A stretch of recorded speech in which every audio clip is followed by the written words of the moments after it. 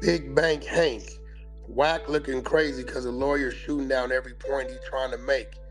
Alright, so today we're going to be talking about Pooh Shiesty, right? He was just released from prison the other day. Back in October of 2020, he was involved in a series of incidents in Florida that actually led to him being incarcerated. This included a gas station shooting, a robbery involving a drug deal, and an assault at a strip club, right? In January of 2022, he pleaded guilty to one federal conspiracy charge related to possessing firearms in furtherance of violent and drug trafficking crimes. This plea resulted in the dismissal of 3 other charges, including a Hobbs Act robbery charge, which could have led to a life sentence. Now, Pooh Shiesty was sentenced to 63 months, so 5 years and 3 months in federal prison. He served approximately 3 years of that before being released in early October 2025, right, just a couple of days ago. His early release was due to a combination of time served and good behavior. And as far as the general public is concerned, they seen it as Pooh Shiesty stood on all 10. He did his time. He got to come home, right? Well, today we've got this rumor, this speculation that Pooh Shiesty somehow cooperated in his case coming back to light. And of course, this is thanks to Whack 100, right? I don't know if you guys remember, but back about 3-4 years ago when all this first went down, Whack 100 had claimed this exact same thing. He was like, oh, Pooh Shiesty, I got paperwork on him. Just like Whack says about anybody, right? It's getting to the point with Whack 100 where if you're a human breathing air, Whack 100 probably has paperwork on you. If Jesus was resurrected and walked the earth again,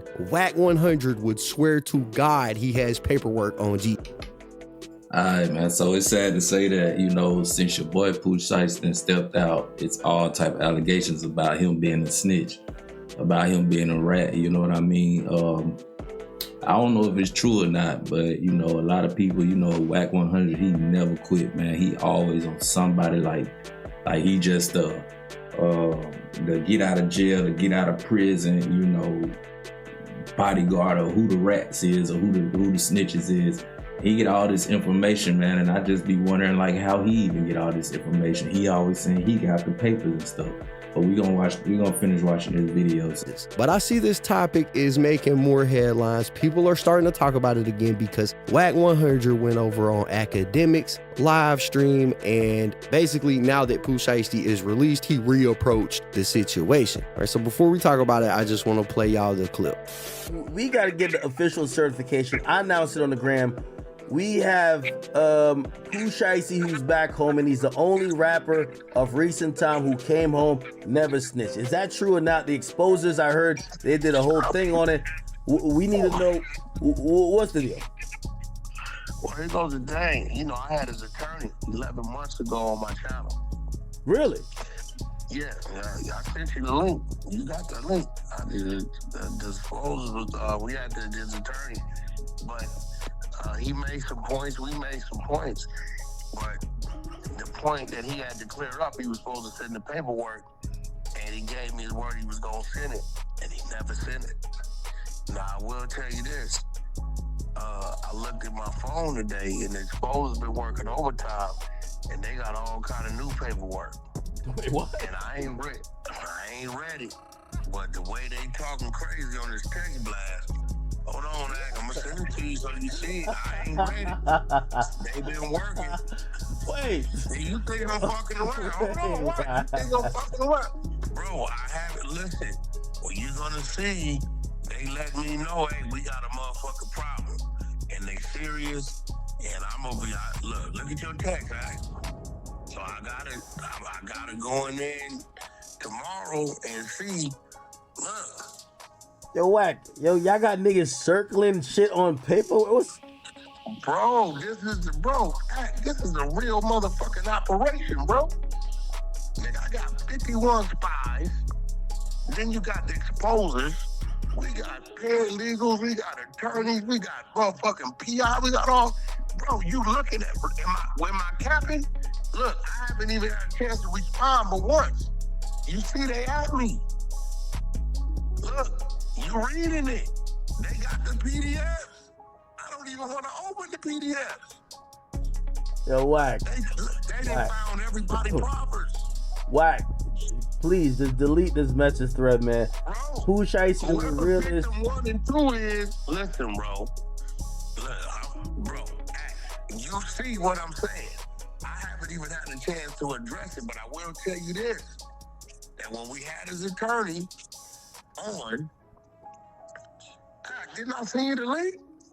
Okay, so as you can hear, WAC 100 is heavily implying that he has some type of paperwork on Pooh Shiesty, right? It's crazy that this is making its way around the news cycle right now, because like I said, this actually happened 3 years ago. WAC 100 went through this exact same process. And it all basically comes from an excerpt from the paperwork where everybody involved took plea deals. WAC 100 is basically like, there's a lot of names in his plea deal. He admitted to a lot in that plea deal, so he snitching. The excerpt said, as part of the plea, Williams Jr., that's Pooh Shiesty, admitted to participating in the conspiracy on the following 3 occasions. First, on July 7, 2020 in Memphis, Pooh Shiesty was inside a car when an occupant of the car discharged a firearm at a gas station. Second, on October 9th in Bay Harbor Islands, Florida, Pooh Shiesty and his co-conspirators arrived at a meeting to acquire marijuana, codeine, and sneakers. During the meeting, members of Williams' group brandished firearms and assaulted 2 victims. Following the assault, the group departed the scene with the victims' marijuana, codeine, and sneakers. And then third, on May 30th, 2021, Pooh Shiesty assaulted a victim with a firearm at a Miami strip club. Okay, so the part that basically WAC 100 has been claiming says Pooh Shiesty snitches, where it said he admitted to participating in these 3 separate crimes. Except the problem is Pooh Shiesty didn't like just admit to it and give a proffer out and say, oh, I didn't do it. Them dudes are the ones who did it. Everybody here admitted that this is what happened. Everybody that was involved in the case, they all took the exact same plea deal, right? And back 3 years ago, when this all first broke into the news, Pooh Shiesty actually responded to WAC 100. Y'all be letting that fat, bald-headed, irrelevant ass nigga always voice his opinion on shit and shit, man. Man, ain't shit about John Gangster, cuz. My nigga ain't snitched on no nigga, never been break the fold. Why you think my nigga ain't got no break? Why you think he ain't bounce back out like the rest of these rappers? Fuck you to my nigga. Taking that shit to the tip. You cooperate with rats, nigga. You deal with rats. Come on, man. What are you even speaking on gangster shit? Not only did Pooh Shiesty respond to this back the first time WAC 100 alleged this, but Pooh Shiesty's attorney actually had spoke on this as well. His attorney posted this right here up that says, this is 100% fake news. WAC 100, there is no paperwork that will say Pooh Shiesty said a word about anything on anything. In fact, none of the 3 charged gave proffers on anything about anything having to do with other people. This is just a straight mistruth. They all took pleas to the same crime and 1 count of a possession of a weapon during a drug crime. None of them gave a proffer about anything. It was a straight plea deal, with all of them having the other 3 life felony counts dismissed. But why bother with facts? Just throw something out for clicks. This isn't the only time that Pooh Shiesty's attorney spoke on this. Like WAC 100 said, he did have a conversation with Pooh Shiesty's attorney on live, where his attorney tried his hardest to clear this up with WAC 100, right? But because WAC 100 is who he is, he could never be defeated. He'll argue until the air runs dry in his lungs. If he has to, he will spend a solid 12-hour work shift on Clubhouse arguing with somebody until they give up and he can claim he won the argument, right? But here is how that conversation kind of went. Now, this was a 2-hour conversation, so this is just a small part of it, but this is essentially how that conversation went.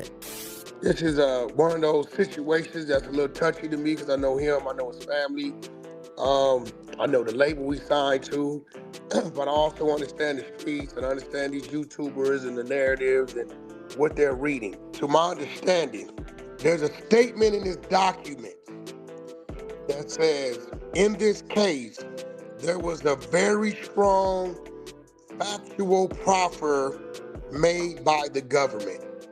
Okay? In the world of the streets, when they hear proffer, right, automatically assume cooperation.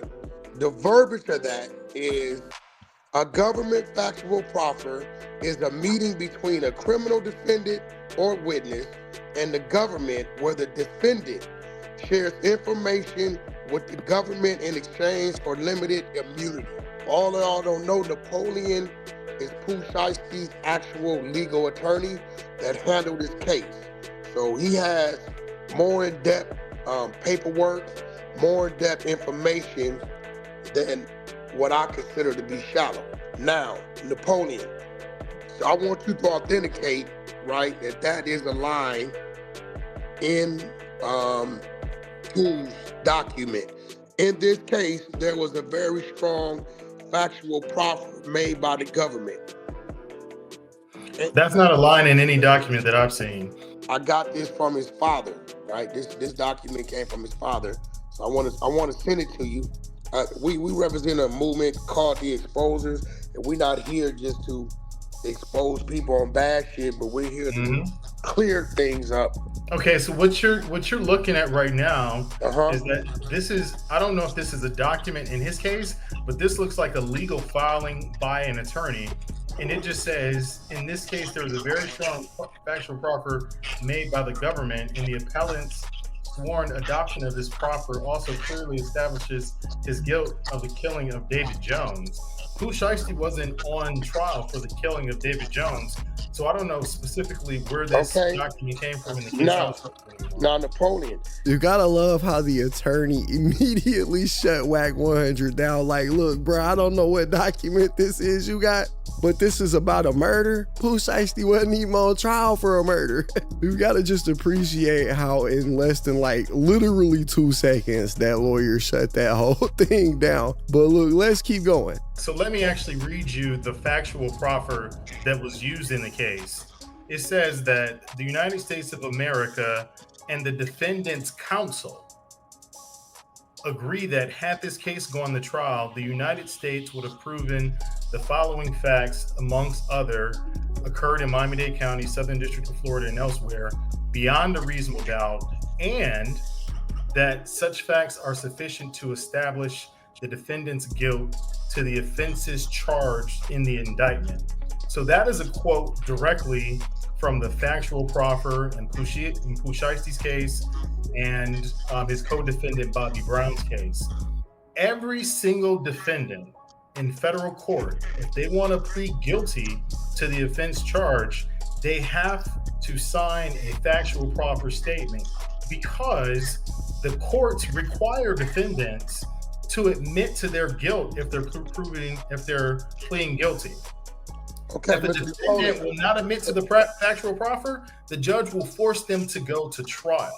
So a factual proffer is necessary just to plead guilty in the case. Okay. What his attorney is simply trying to say is that Pooh Shiesty did sign a factual proffer. All the defendants in the case signed that factual proffer, but it wasn't like they sit down with the government and gave over information. They just had what the government alleged. Everybody that was involved was like, yeah, we agree, we're guilty of what y'all allege. That's put on a piece of paper. They agree that they're guilty because they have to take a plea, which means they have to agree that they're guilty, right? That's what his lawyer is simply trying to say right there. Is that nobody really gave a statement. They just signed on a piece of paper saying what the government alleged was true. And everybody did that. So it's not like Pooh Shiesty did it and left the other guys high and dry with him admitting that everybody was guilty. No, they all took this plea and admitted it. So we agree that he signed a factual proffer. We can agree on that. Of course, just like every other defendant who pleads guilty. Okay. The proffer, is it sealed? Is it something that nobody can see? See, now there you go. So you're listening. It's interesting that you use those words. I'm asking you. No, I know, but I want to answer that. It's two parts to the question. Because the factual proffer, for purposes of a plea, is not sealed. That is a court record. It's a public document. If someone was cooperating with the government and gave a proper statement to the government, that document would be sealed, and it's not a public record. I'm glad you said that, because you just gave me 2 examples of if you gave up information or snitched, right? Then that proffer, correct me if I'm wrong, that proffer would in fact be sealed. Correct. Okay. this type of proffer that Pooh Shiesty signed to, which you're saying your client just signed to admitting to his crime only, right? Right, correct. It's available. That's available as a public record, just like every other defendant who actually pleads guilty to a particular offense, gives a factual proffer, and takes a plea. That is a public record, and you can actually see what's written in the factual proffer. I want to correct something too. So there is a safety valve, and I want to. This is something. Okay, stop right now. Go ahead. Are you saying? Because a lot of people, we understand it. My panel understands it, but we got a lot of people in chat. So you're saying Pooh Shiesty does have a safety valve? No, I'm not saying that Pooh Shiesty has a safety valve. Okay. I was just about to correct her contention that if a person cooperated with the government, that's the only way you can get safety valve. People can get safety valve without cooperating with the government. Like, for example, if you're a first-time offender and you don't have the requisite criminal history points, you can get safety valve just because you don't have a criminal history. All right, for legal speak reasons, I'm sure some of y'all don't know what they're talking about right here. A safety valve is basically a federal law that allows a judge to bypass mandatory minimum sentences for certain individuals. Most of the time, it's low-level offenders or non-violent drug offenders who have limited criminal history. And what WAC 100 is about to get into is the 5 specific criteria that somebody has to meet in order to have a safety valve. And those 5 specific criteria are having a minimal criminal history, not being a leader in the offense, not using violence, and providing all known information about the offense to the government. That's what WAC 100 is about to try to hit on. And so he's cleverly using the wording of the 5 criteria to imply that Pooh Shiesty gave them details, right? I just wanted to get that out there because I know some people may be a bit confused about what they're talking about. There's 5 points to a safety valve. A, that you do not have a prior criminal record. B, you're not head of the criminal organization. Correct. C, there was no violence in the crime. D, you took your plea in a timely manner. Correct. And E, the 5th one is you cooperated with the government. Those are the 5 elements. Right. So by the book. No, that's not accurate. There are plenty of people who did not cooperate with the government that are still eligible for a safety valve. So you can get a safety valve as a first-time offenders. As a matter of fact, a lot of people get safety valve for certain type of cases where it's not related to violent crimes or drugs or things like that. It's inaccurate to say that somebody got a safety valve, and that means that they cooperated with the government. All that means is that. Go ahead.